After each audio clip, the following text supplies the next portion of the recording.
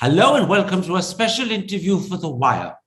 We spent much of last week focused on allegations that the Indian High Commissioner in Australia is interfering with the academic freedom of fellows of the Australia-India Institute. And as a result, 13 fellows resigned in a letter to the Vice-Chancellor of Melbourne University. Since then, that figure of 13 has probably reached 16.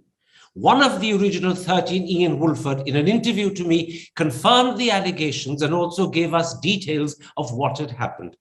Joining me now is a scholar whose lecture at the Institute in May 2019 was very possibly the first instance of interference by the Indian High Commissioner, and he's prepared to talk about it. He is the Reliance-Dhirubhai Ambani Professor of South Asian Studies and Professor of Anthropology at Stanford University, Professor Thomas Blom Hansen. Professor Hansen, on the 6th of April, the Australian newspaper The Age reported that when 13 fellows of the Australia-India Institute wrote to the Vice-Chancellor of Melbourne University on the 29th of March, resigning, alleging interference by the Indian High Commissioner restricting their academic freedoms, they cited a lecture that you gave at the Institute in May 2019 on violence by Hindu nationalist groups against Muslims. Apparently, this lecture was originally meant to be a publicly advertised event open to everybody, but it was downgraded to a private invitation-only seminar, and I believe this downgrading happened at the intervention of the Indian High Commissioner. Could you start by telling the Indian audience what happened? Yes, sure, I'll be happy to. So I was invited to University of Melbourne at that time in May to give a series of lectures at different units. And I was also giving a lecture at Deakin University nearby, also in Melbourne. And one of the invitations was from the AII to give a lecture, and the director there, Craig Jeffrey, is a friend, former colleague from the UK when I worked there, and he was there. He had reached out and said, would you like to come and give a lecture? He held a series of lectures on the different keynotes, different keywords that had significance for India. He said, we discussed back and forth a little bit, and I said, well, I'll talk about violence, which is a subject and a topic that I have done research on. And so I said, yes. We agreed on this. I sent an abstract, everything was fine. Then 2 days before, I believe, or 1 day before, I met him for coffee in the morning, and he said, I'm very sorry, but we'll have to change the status of this event to be an invitation-only event. And that has to do with the fact that we are being told that it's too controversial. Now, it was not clear to me at the time exactly whether it was a phone call that had gone directly to Craig Jeffrey or to other people at the university. And that's something you might have to ask Craig Jeffrey about directly, where the sort of how that was conveyed to him. But the upshot of it was clear that it was made clear to him, and he didn't have a choice in the matter, it seemed, that to downgrade the event to a private event. So I held the lecture for a small audience, about 15, 20 maybe, which is normally these public events have 80, maybe 100, whatever I was told. So that's what happened. Craig was he was visibly annoyed by this. He was disturbed. He apologized profusely. And I said, it's okay. It's not your fault. I understand. And I'm not offended in the least. I feel that it's an unfortunate event, but I'm not, as I said, I cannot say for sure whether it had come, it was a communication directly to him or to other people higher up in the University of Melbourne hierarchy. Can I just ask, this phone call that you believe was the cause for the event's status being changed, but you're not sure whether that phone call went to Craig or it went to someone higher up, was that the intervention by the Indian High Commissioner in Australia? Was it a phone call from him or his office or possibly the consulate in Melbourne? That was the general assumption. And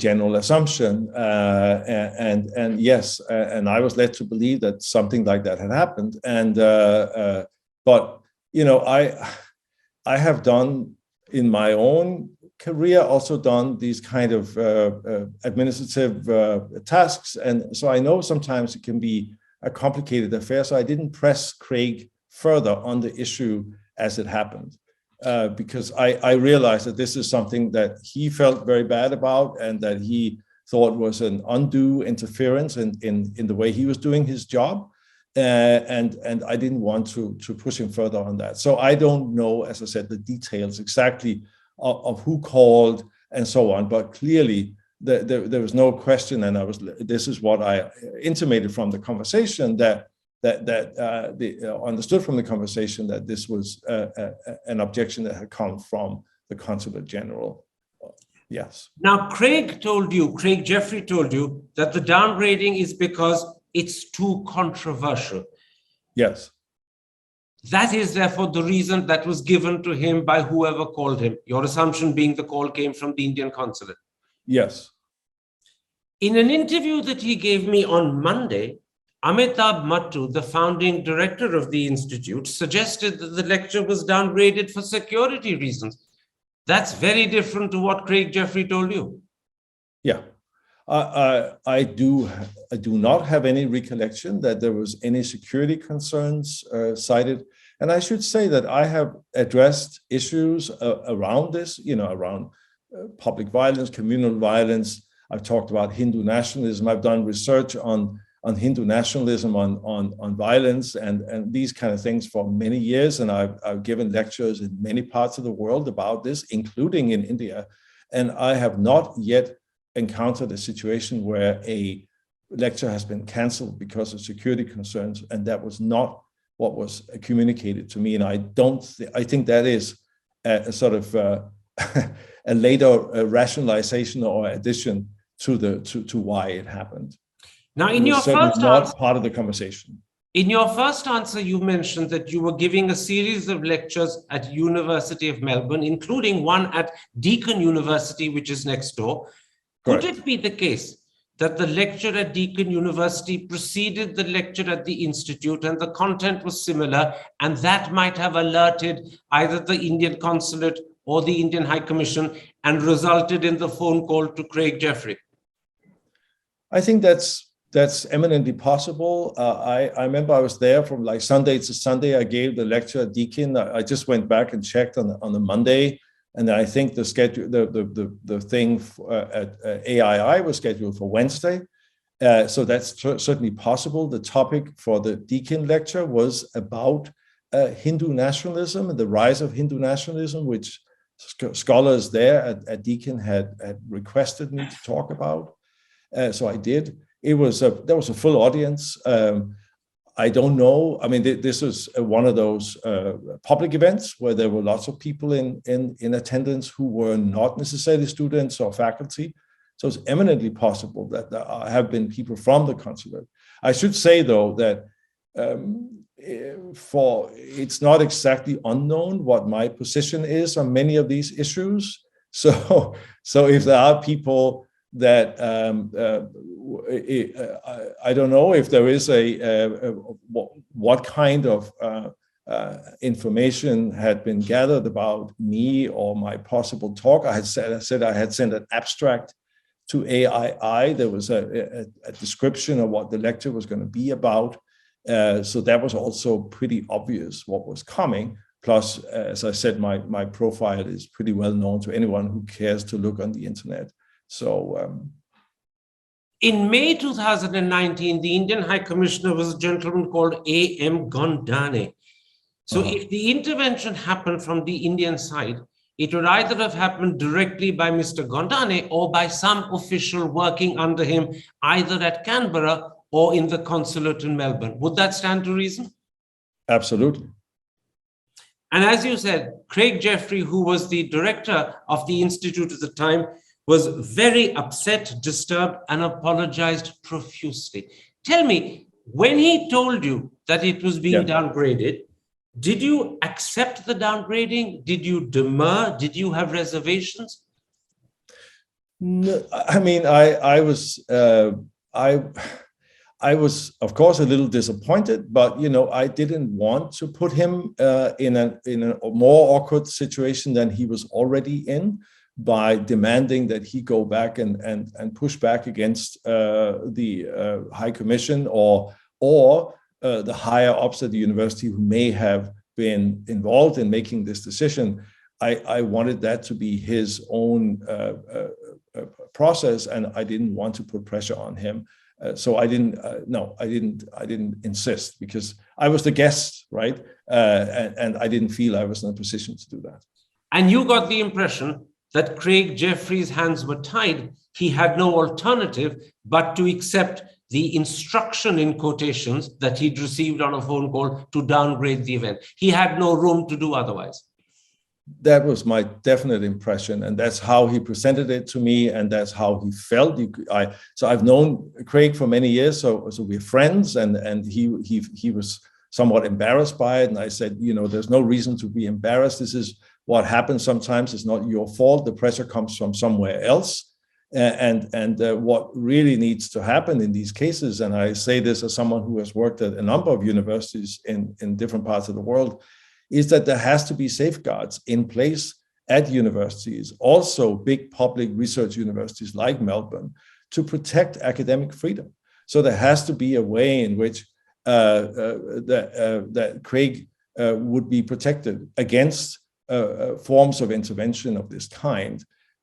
As I said, I don't know for sure whether there were people higher up in the administration who had sort of signed off on this stricture, on this event, or they had told Craig that he should just, listen to the Consulate General. I'm not sure. I don't know. But I think the responsibility ultimately in these cases lies with the larger university, which has a duty to protect free speech and protect critical research. You're clearly giving the impression that Craig Jeffrey's hands were tied. He had no alternative. He was pushed into a corner. But you're also suggesting that the University of Melbourne should have done more, both to defend academic freedom, but also to defend the institute and its director. Absolutely. I think that's the preeminent duty of a university. This is all universities are founded on free inquiry.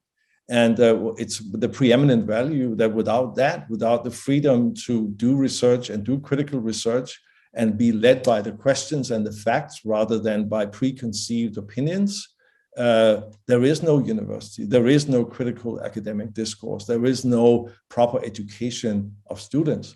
And it's clear that in this day and age, there are multiple pressures, especially on public institutions. I'm fortunate now to work at a rather wealthy private university in the US, where the university is very good at protecting our academic freedom. But there are institutions that are dependent on public funds, where there are conditions that come, they can be liable, or they can be vulnerable to political pressure of different kinds. So that puts an even higher, I think, kind of responsibility, even heavier responsibility on academic university administrators in a place like Melbourne to actually do their job and protect the university from this kind of interference. So in a nutshell, a fair measure of blame for what happened in May 2019 lies with the University of Melbourne as well.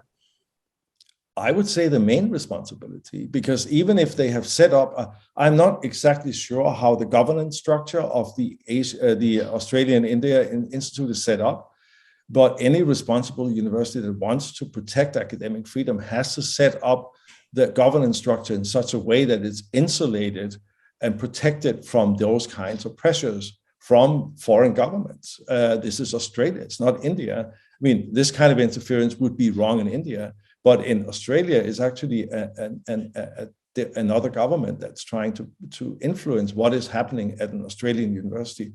I think that's just plain wrong.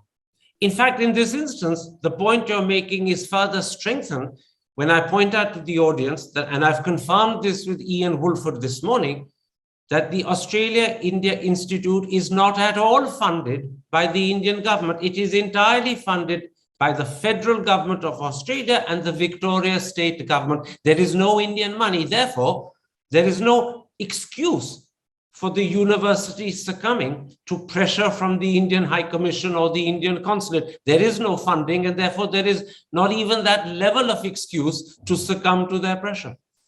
Correct. And that was my impression. I'm not sure how as I said, how the governance structure was set up, maybe under Professor Mattoo's when he was the founding director. But surely, I mean, there are some institutes like that may have external members from the community, or members of, maybe sometimes where I work here in America, it's not uncommon that our private donors give money to various academic initiatives, but we are also very adamant that there is a firewall between the donors, those who give money, and those who actually run programs. And there cannot be interference, because if that interference begins, then that's the end also of a prestige of a university, because which self-respecting academic wants to work in a university that is open to political pressure of all kinds, or pressure from donors? That is undermining their position, it's undermining the credibility of their institution. And that's just a slippery slope. And I don't know what's happening exactly with Australian universities, but I have a suspicion that there is a certain amount of pressure to maybe toe a certain political line. It certainly seems to indicate that here in this case. In the interview he gave me on Monday, the 11th, Professor Mattoo described Craig Jeffrey as an Oxbridge dyed-in-the-wool academic, adding, "They often lack spine." In the light of what happened to your lecture, is that a fair comment, or is it unjustified and perhaps even offensive? I think it's offensive, and I think it's outrageous and he is a colleague of Craig Jeffrey at the University of Melbourne, that he is saying publicly on record that Craig Jeffrey lacks spine. And apparently, I heard that interview as well, that the explanation for that is that he is a proper academic. Yes, he held a job at Oxford before he took the job in Melbourne. Now, that is not an explanation of why people lack spine. The problem, that's offensive, and Craig Jeffrey is a very good social scientist. He's very respected. And I find it very strange, and in a way of blaming the director for a decision that was made, one, in the Consular General's office, and two, most likely at the higher ups somewhere in the University of Melbourne hierarchy. And then to blame the director for this is just outrageous and wrong. Could you share some of the points you made in that lecture about how Hindu nationalist groups often attack Muslims? Because that would help explain to the Indian audience why those points might possibly have embarrassed the Indian government and led the Indian government to wanting the event downgraded. Yeah, so I mean, what the theme of the lecture was violence, and the theme is similar to a book I published recently, also in India, that is where the theme is an investigation of how the use of violence in public, or the threats of vandalism, or the threats of attack on communities or on institutions, are being used increasingly as a form of political pressure, a form of political leverage, and that I have used, and I've drilled into the police statistics that are publicly available from on various websites, from the Bureau of Crime Records in India, and many other sources, and work I've done over decades, and interviewed many people, including people who are political activists, people who have been victims of violence, police officers, and many others. So the argument I make is that there is a certain way in which this violence is being, you can say, or the threat of violence is being weaponized politically to achieve certain goals. And that the Hindu nationalist movement has been one of the main offenders in pushing this particular way of using violence as a political weapon, or as a threat against and to silence opponents and silence critics by threatening them with vigilante violence of various kinds, that this is something they have used, and we can see it in the numbers. We can just see how the numbers have gone up, and we can see how little investigation there is of any of these events by the Indian police, according to their own numbers. This is not something it's not an accusation. This is based purely on what the recorded statistics are by the Indian authorities. So that's the argument I'm making, and I'm saying that in the last 5 to 10 years, this has had a very definite anti-minority angle, much more so than before, and that we see huge amounts, and I think not everything is recorded, not everything is reported. We see a vast underreporting of violent incidents and also violence against minorities. So that was some of the points I made. And this is clearly an image of India, a picture of India that doesn't suit the government to have known outside, largely because it actually shows a truth they don't want the world to recognize and accept. Not only a truth, but an instrument they deploy as a routine part of how they govern the country and how they silence their critics. And it's a method that, I'm sorry to say, enjoys a great deal of backing in the movement, the large number of people who support the BJP and are members of different branches of the RSS family of organizations, but also well beyond. So this is something that doesn't maybe look good on the international stage, but at home in India, I think it's fair to say that this is a tool, a method of rule and of sort of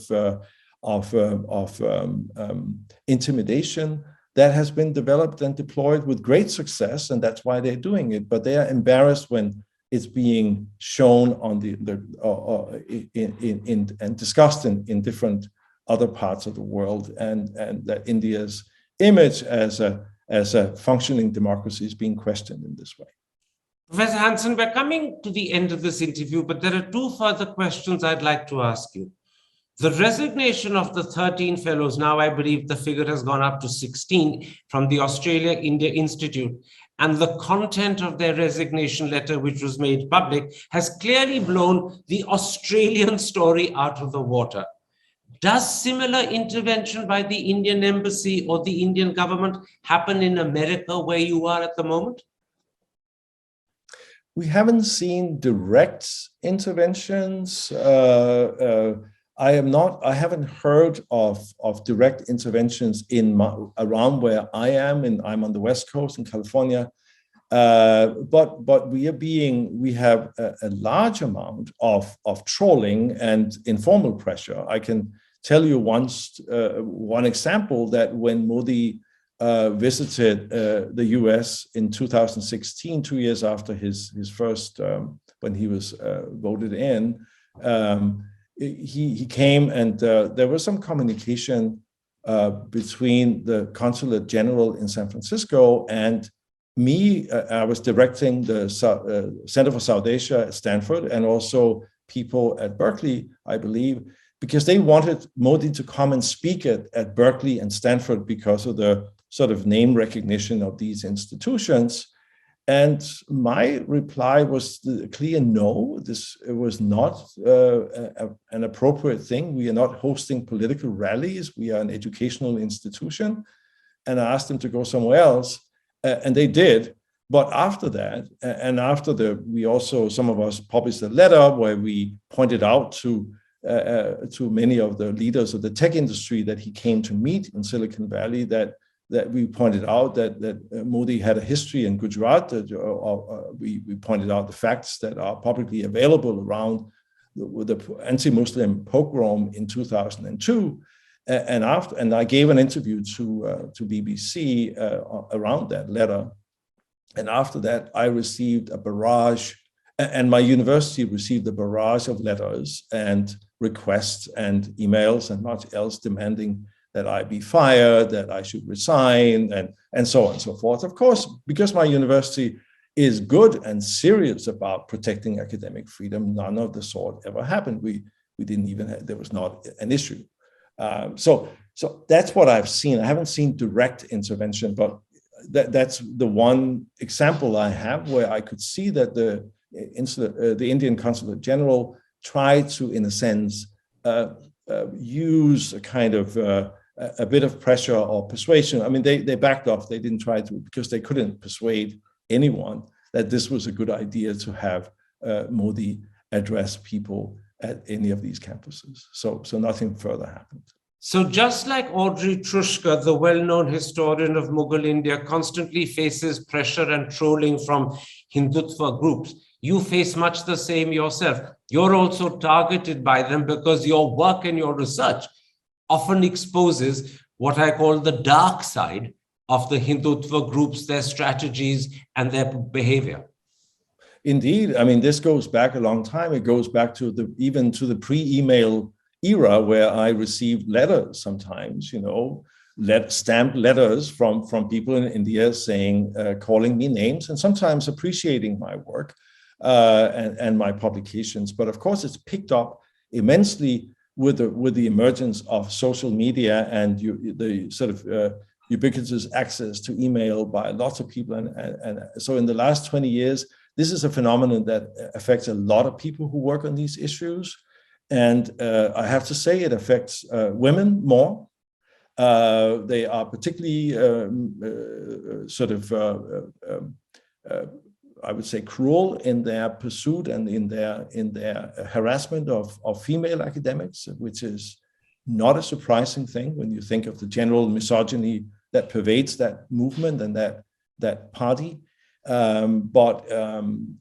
It's something. It's a treatment we all receive. I look at it as a kind of professional hazard. This is something that can happen. I remember I did mention this to Audrey Trushka, who I've known for quite some time. That before she published a recent book about Aurangzeb, I did say to her, just be prepared. Something like this will happen, and it did happen. I think she was given a much more cruel and relentless, or has been subjected to a more cruel and relentless harassment than I have been, I must say. And I think it has to do with her gender.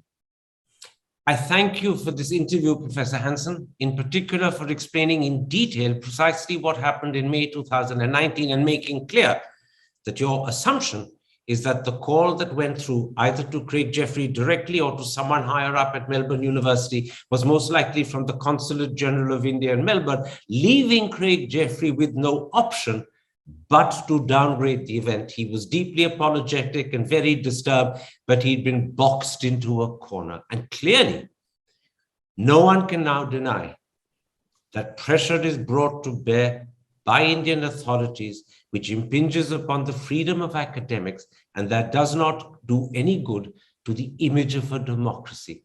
You've made this clear, and you've refuted very clearly what people have tried to say, both about Ian Woolford's interview and also the interview by Amitav Mattoo, that this is a non-story, that Ian Woolford is lying, that such academic interference doesn't happen, and that in fact, Amitav Mattoo's explanation is the correct one. I thank you for having taken time to tell us the true story. Take care, stay safe. My pleasure. Thank you.